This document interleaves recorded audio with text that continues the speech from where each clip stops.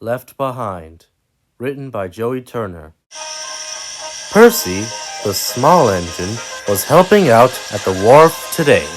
He was very excited. It was a nice change from Thomas's branch line.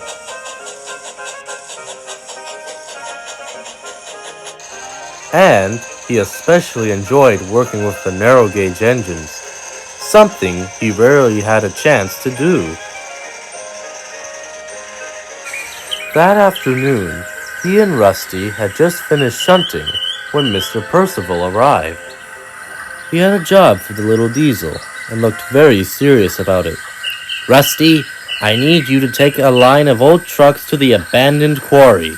The abandoned quarry? Are you sure, sir? Isn't there anyone else who can? There is no one else, Rusty. And those trucks are taking up space for an important train tomorrow. Oh, yes, sir. I can go with you, Rusty. Really, Percy? Sure. I have to take some trucks down there, too. We can suffer together. Both little engines laughed, but neither one was happy about where they had to journey.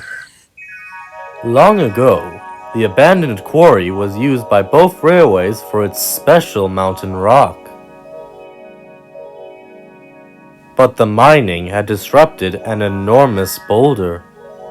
It came loose and caused a lot of damage along the line. Luckily, no one had been hurt, but Sir Topham Hatt decided to close the quarry that day, realizing, "We should have left this part of the island alone." And since that day, the quarry remained abandoned and silent, and used mostly as a storage yard for extra trucks. The engines take extra great care when they come into the yards, hoping they wouldn't disturb the boulder from its rest.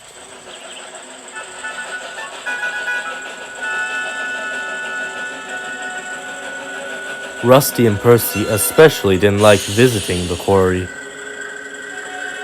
Percy thought that the quarry was spooky and was sure that there were ghosts about, while Rusty was worried about the boulder. Whenever they visited the mine, the little diesel kept both eyes on the mysterious rock. Thankfully, it never moved an inch. Instead, it remained perched upon its hill, watching over its domain and anyone who dared to enter. When Rusty and Percy entered the yard, it was just as barren and eerie as ever. The large cranes towered over the rails, unmoving and silent. The only sounds the two could hear was the wind blowing through the rocks and the crows cawing. Percy felt his coupling rods shiver. "It's too quiet.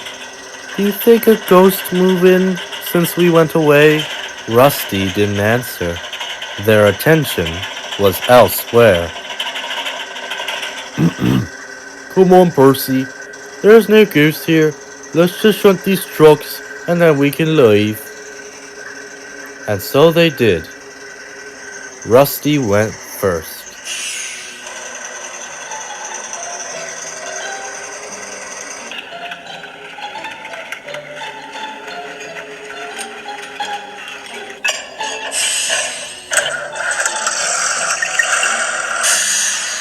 Woo! Nothing to it. "Alright, Percy, your turn." Though still weary, Percy cautiously moved forward.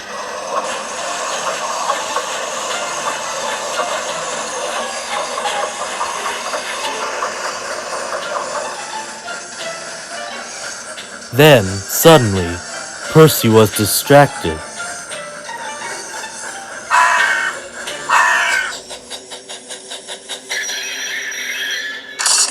He was so startled, he stopped all at once.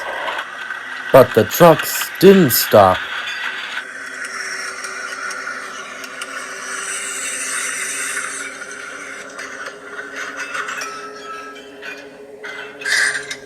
Rusty couldn't help snickering, but then, "Oi! Careful!" A voice emerged from the shed. Some of us are trying to sleep, man.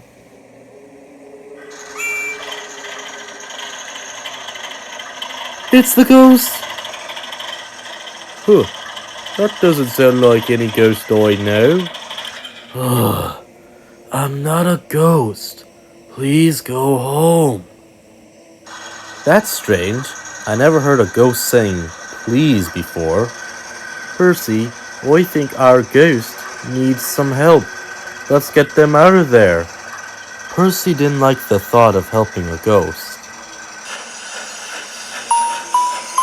but he trusted Rusty. So he was coupled to the trucks and slowly pulled them out of the shed. Then as Rusty and Percy squeezed past and came closer,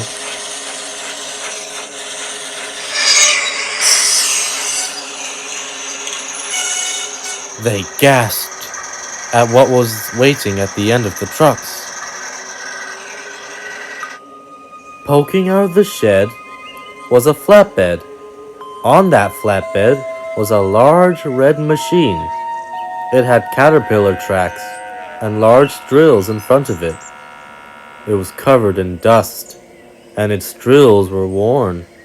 It looked like it hadn't been used in a long time. For a while, Rusty and Percy just stood and stared. Finally, the strange machine spoke up. He sounded very shaken up. Hello. Hello. Who are you? I guess I'm your ghost. I'm Thumper. Well, it's nice to meet you, Thumper. I'm Percy, and this is Rusty. Excuse me, Thumper. You do look familiar. Didn't I see you somewhere before? You, might have seen me around here before. I used to work here. Rusty gasped. Suddenly, it all came back to them. Thumper was a new mining machine said to help collect the rock faster. He was eager to please, and the men were very impressed with his work. But one day, he lost control while he was working and caused the whole mountain to shake.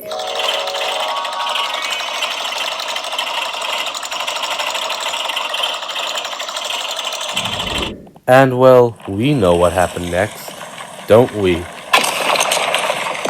Wait, that was you? Yeah, I did that, man. Out of respect, Rusty said nothing, but instead knowingly glanced elsewhere.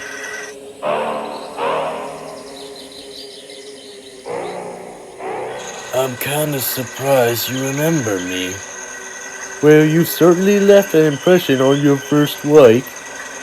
Now, Rusty was only teasing, but Thumper didn't laugh.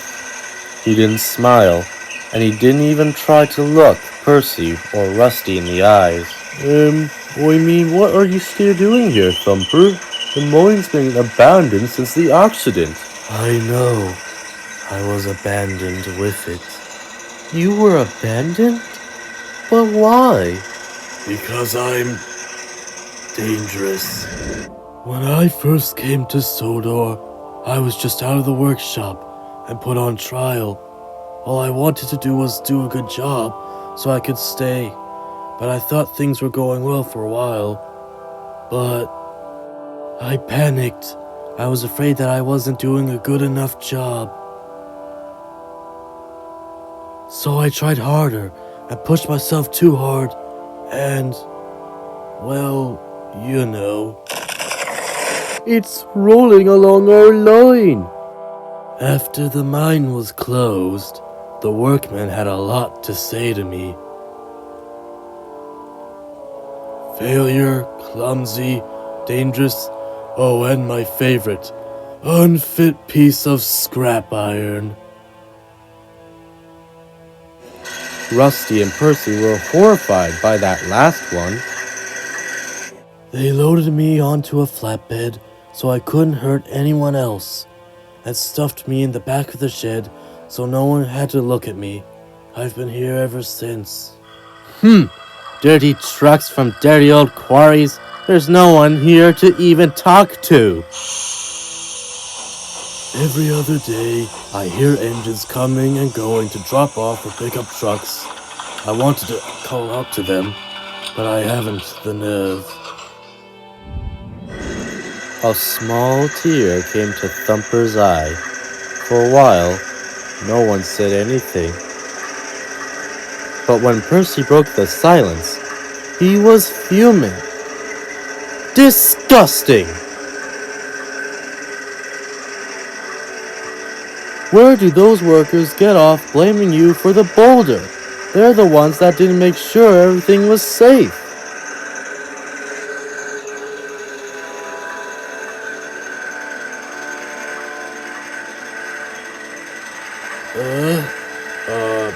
I didn't think of... What Percy means to say is that the accident wasn't your fault, Thumper. It was just a sign. A sign, man? What kind of sign? A sign that we shouldn't have been here in the first place. It would have happened sooner or later. Yeah, well, I made it happen sooner, and someone could have gotten hurt, or worse, because of me.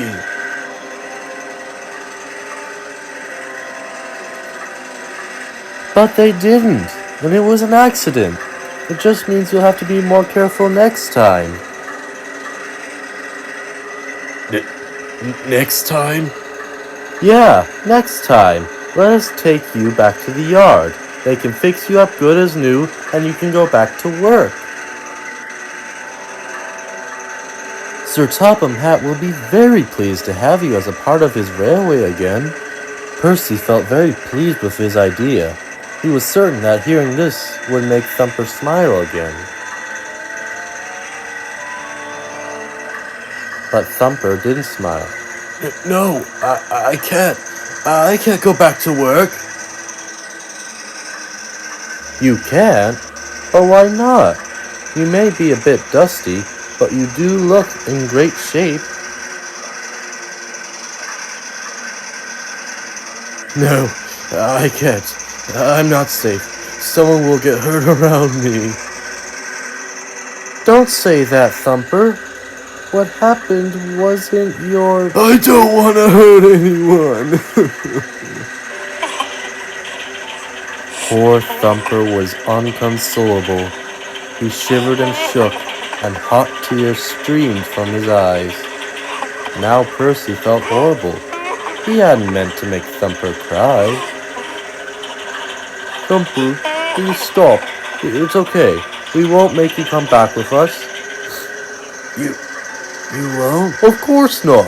If you're not ready to go back to work, we won't force you. We'll leave you alone. We'll leave you be. At last, Thumper managed a sincere smile. Thank you, man. But I hope while you're here, you can learn to forgive yourself. It really wasn't your fault. Nice of you to say, mate. Just wish I felt the same. Would it be alright if we came to visit you again sometime? Sure, I like that. For Rusty and Percy, seeing Thumper's friendly smile was enough. Soon it was time to leave. Thumper said goodbye and thank you to his two new friends. And Percy and Rusty trundled out of the quarry. That evening, Percy came to visit Rusty. He was still unhappy.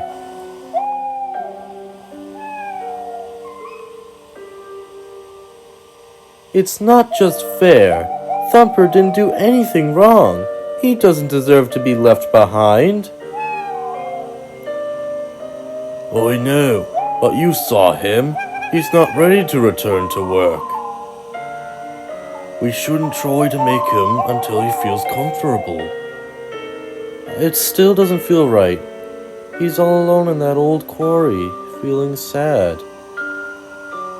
I wish we could do something to help. I think all we could do for now is just be his friends. Visit him wherever we can, listen to him, and just give him time to heal. Who knows? He may come around someday. You really think so? It could happen. For Percy, that was more than enough. Whenever they got a chance, Percy and Rusty visited Thumper at the old quarry.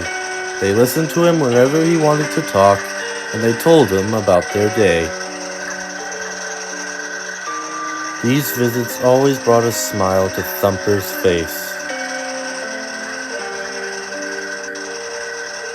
But the poor machine was still too timid to go back to work. No matter how much Rusty and Percy assured him, he still blamed himself for letting Boulder run amok. How long do you think Thumper will stay at the quarry before he overcomes his guilt and decides to be really useful again?